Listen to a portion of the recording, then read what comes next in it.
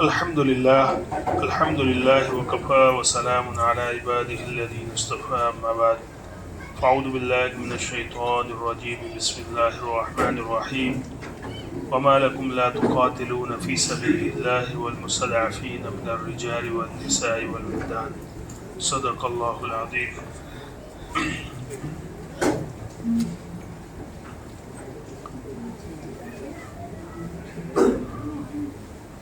اسلام کی نظر میں جنگ اور قتال کوئی پسندیدہ چیز نہیں ہے، بلکہ یہ ایک مجبوری اور آخری راستہ ہے۔ اسلام بنیادی طور پر امن، عدل اور انسانیت کے تحفظ کا دین ہے۔ اسلام کی نظر میں ہمیشہ امن، پیس، عدل، انصاف اور انسانیت کا تحفظ، اب چاہے وہ کسی مذہب سے تعلق رکھتا ہو، اس سے کوئی لینا دینا نہیں، انسانیت کا تحفظ یہ ہمیشہ اسلام کی پیش نظر رہا ہے۔ چنانچہ سورہ بقرہ کی آیت وَقَاتِلُوا فِي سَبِيلِ اللَّهِ الَّذِينَ يُقَاتِلُونَكُمْ وَلَا تَعْتَدُوا، تم قتال کرو ان لوگوں سے جو آپ سے قتال کرتے ہیں، وَلَا تَعْتَدُوا، اور حد تجاوزی نہ کرو۔ معلوم ہوا کہ جو آپ سے قتال کر رہے ہیں ان سے قتال کرنا ہے، یہ سیلف ڈیفینس ہے۔ چنانچہ جنگ کے جو بڑے مقاصد ہیں اسلام میں، ان میں سے ایک مقصد ہے سیلف ڈیفینس، اپنی حفاظت کے لیے۔ اور جو آیت کریمہ میں نے بیان فرمائی شروع میں وَقَاتِلُوا فِي سَبِيلِ اللَّهِ الَّذِينَ يُقَاتِلُونَكُمْ وَلَا تَعْتَدُوا، وَمَا لَكُمْ لَا تُقَاتِلُونَ فِي سَبِيلِ اللَّهِ وَالْمُسْتَضْعَفِينَ، کہ تمہیں کیا ہو گیا ہے کہ تم قتال نہیں کرتے ان لوگوں کے لیے جو بچے ہیں، کمزور ہیں، عورتیں ہیں، جن پر ظلم کیا گیا ہے، ان کے حق میں تم قتال کیوں نہیں کرتے؟ اس آیت کریمہ سے معلوم ہوا کہ قتال کا دوسرا مقصد، عظیم مقصد، ظلم کو ختم کرنا ہے۔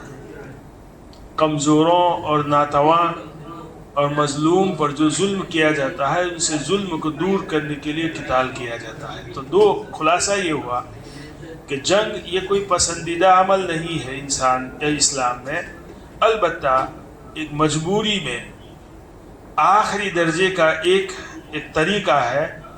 جو اصل مقصد جو ہے اسلام کا، امن، عدل اور انسانیت کی فلاح اور بہبودی کے لیے جو ہے کام کرنا، جو ہے اس میں جو رکاوٹیں ہیں، ان رکاوٹوں کو دور کرنے کے لیے جنگ لڑی جائے گی۔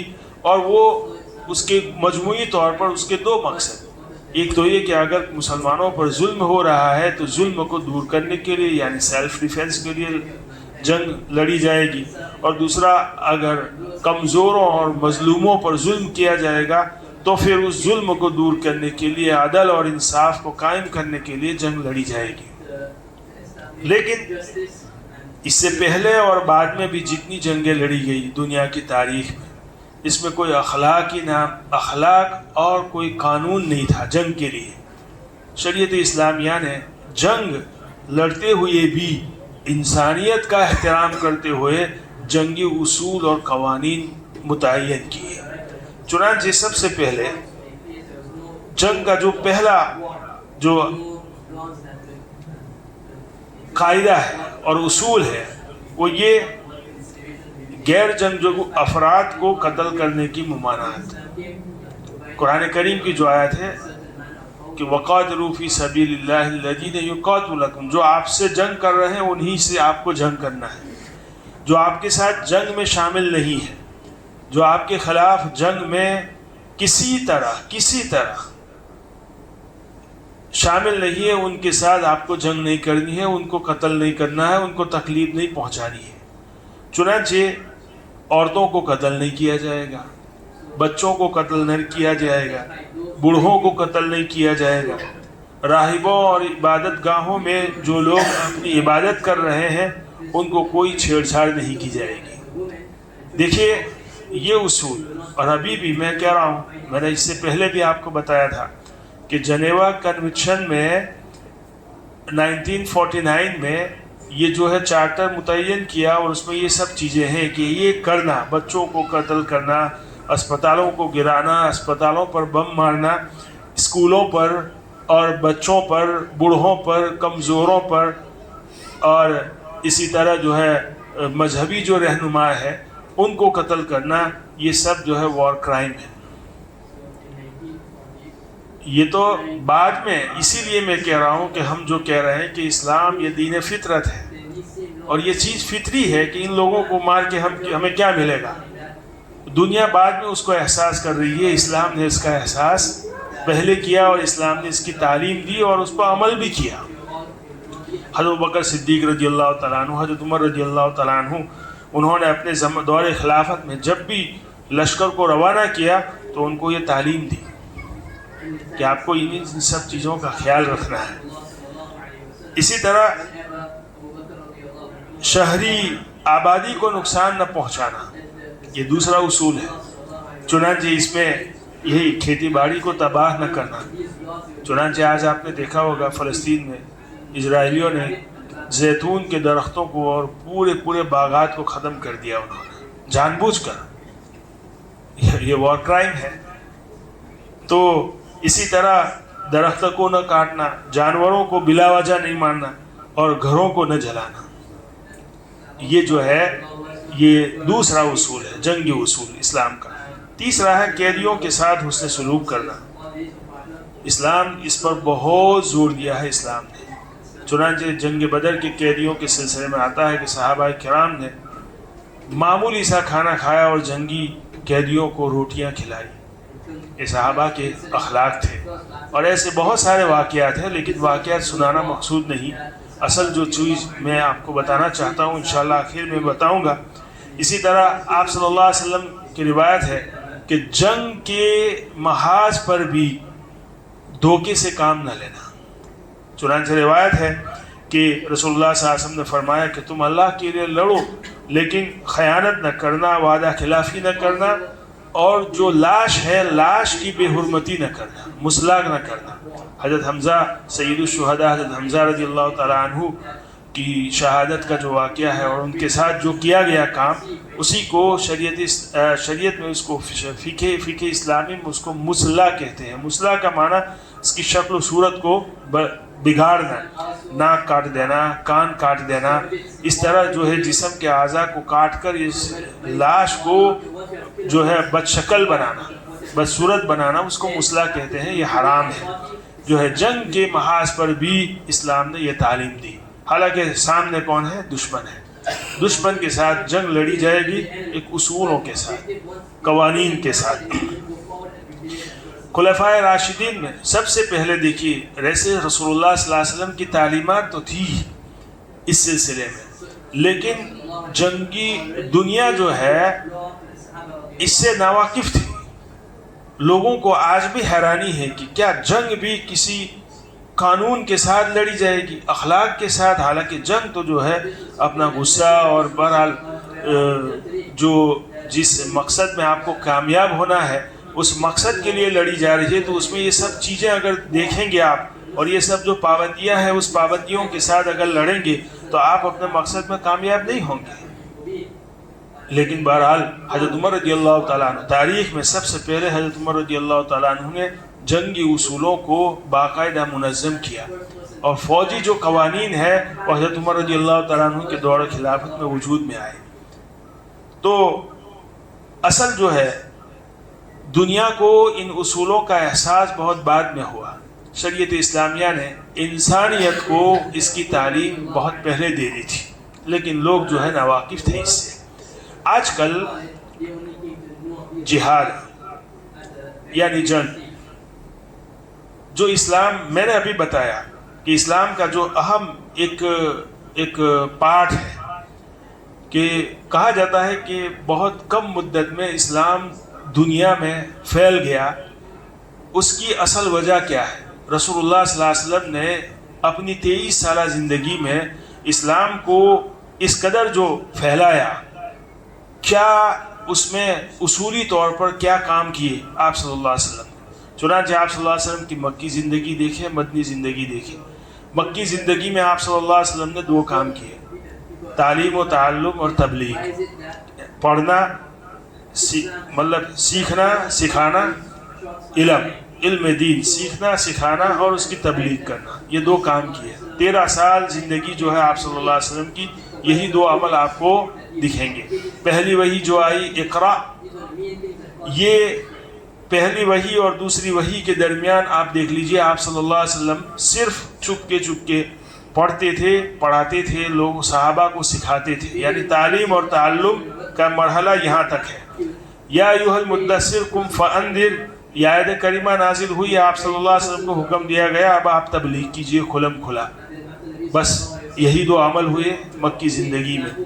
تیسرا جو ہے عمل ہے جہاد.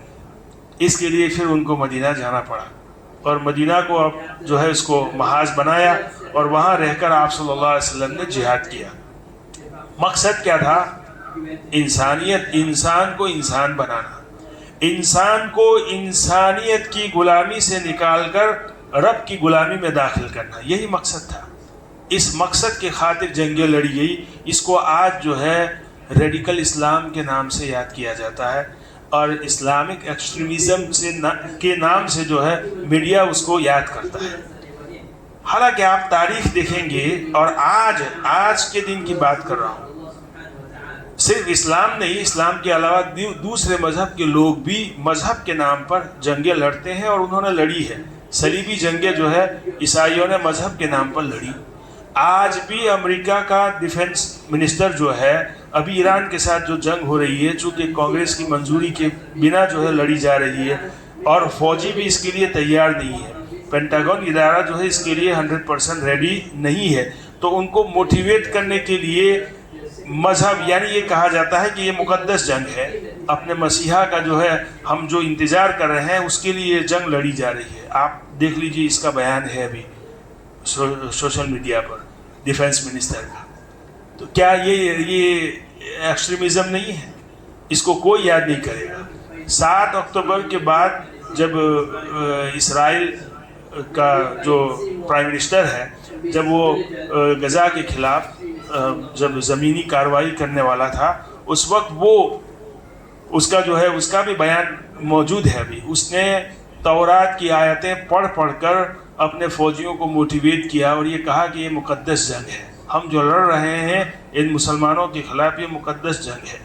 تو مذہب کے نام پر جنگ لڑنا، اس کو اسلام اگر مذہب کے نام پر جنگ لڑتا ہے تو اس کو ریڈیکل اسلام یا اسلامک ایکسٹریمزم کا نام دیا جاتا ہے، دہشت گردی کا نام دیا جاتا ہے. لیکن اگر دوسرے مذہب کے لوگ جب یہ کام کرے تو اس کو نیشنلزم کے نام سے جو ہے معاملے کو ہلکا کر دیا جاتا ہے، یا یہ کہ جنگی پالیسی کے نام سے جو ہے بات کو بالکل دوسرے موڑ پر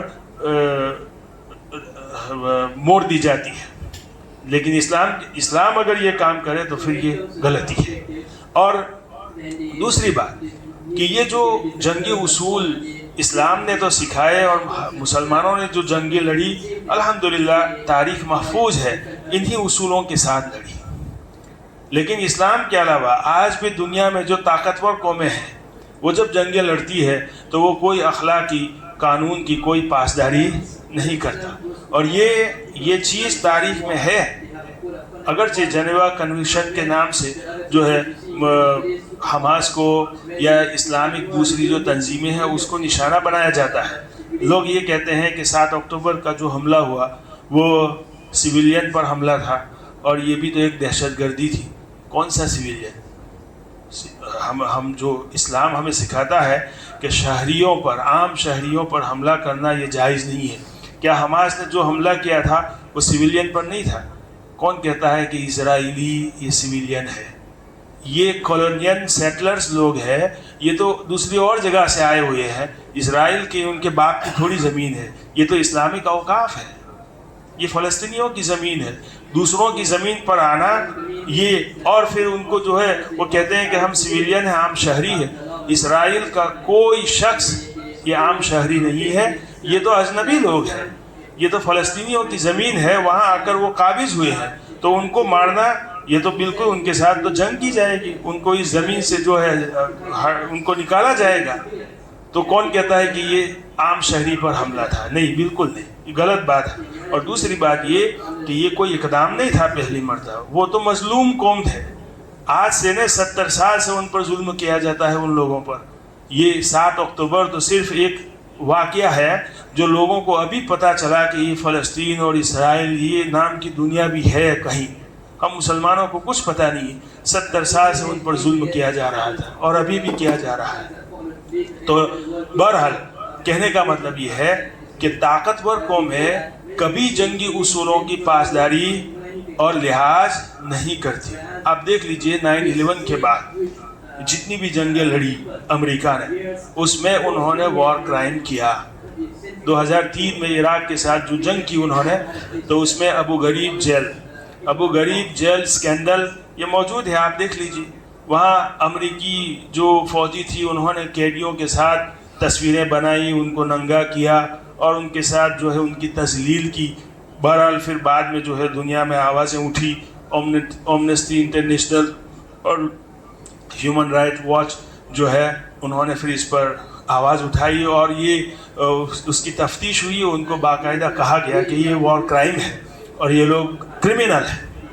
افغانستان کے ساتھ جو جنگ لڑی انہوں نے, افغانستان کے جنگ میں گوانٹانامو بے ڈیٹینشن سیل تھا, یہ ایک جیل تھی, وہاں پہ بھی قیدیوں کے ساتھ اس طرح بدسلوکی کی گئی.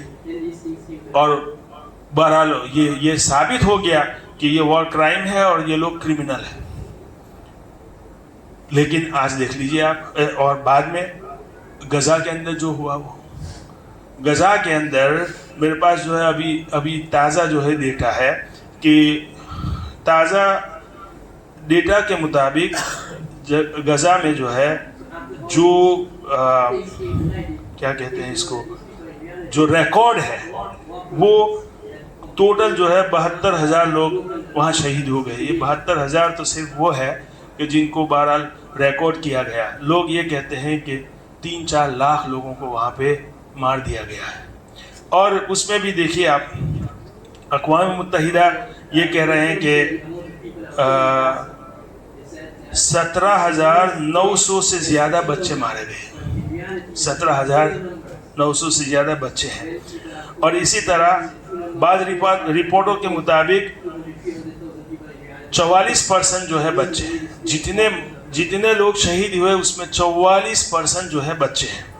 اسکائی نیوز کے حساب سے تقریباً 9,400 سے زیادہ عورتیں ہلاک ہو چکی ہیں. 9,400 سے زیادہ عورتیں ہلاک ہوئی ہیں. یونائٹڈ نیشن ان میں ہزاروں مائیں بھی شامل ہیں. اقوام متحدہ کی ایک رپورٹ کے مطابق 10,000 سے زیادہ عورتیں جنگ کے ابتدائی مہینوں میں ہلاک ہو چکی تھیں. 10,000 سے زیادہ ابتدائی مہینوں میں. اور تقریباً 6,000 مائیں مار دی گئی, جن سے ہزاروں بچے یتیم ہو گئے. یونائٹڈ نیشن کا دوسرا جو ہے رپورٹ, یتیم ہونے والے بچوں کی تعداد مختلف انسانی حقوق کی رپورٹوں کے مطابق کم از کم 19,000 بچے ہیں جو یتیم ہو چکے ہیں. 19,000. یونائٹڈ نیشن یعنی ہزاروں بچوں نے باپ کھویا, ماں کھو دی یا دونوں والدین کھو دیے. یہ جنگی جو ہے جرائم ہے جو آج ابھی کیے گئے ابھی, لیکن ان کے خلاف کوئی بولنے والا نہیں ہے. کہنے کا مطلب یہ ہے کہ دیکھیے, اور ان جنگوں کو پھر مذہبی رنگ دیا جاتا ہے. یہ کہتے ہیں کہ یہ مقدس جنگ ہے. کون سی جنگ؟ اور آج جو جنگ لڑی جا رہی ہے ایران کے خلاف, ہم لوگ شیعہ اور سنی کے جھگڑے میں پڑے ہوئے ہیں. یاد رکھیے, آج میں نے مسلم گروپ پر ایک کلپ میں نے مولانا تقی صاحب کی جو ہے شیئر کی ہے, آپ اس کو پڑھیے. کیا اسرائیل اور امریکہ ایران کو اس لیے مار رہا ہے کہ یہ شیعہ ہے؟ کیا وہ ہماری وکالت کر کے مار رہے ہیں؟ وہ شیعہ ہے. بھائی ہمارا جو مذہبی اختلاف ہے اس کی جگہ پر آج عراق اور امریکہ اور اسرائیل کے خلاف جو بھی کھڑا ہوگا ہم اس کی جو ہے موافقت کریں گے. ان کے حق میں دعائیں بھی کریں گے کہ ان ظالموں کو دنیا سے جو ہے ختم کیا جائے.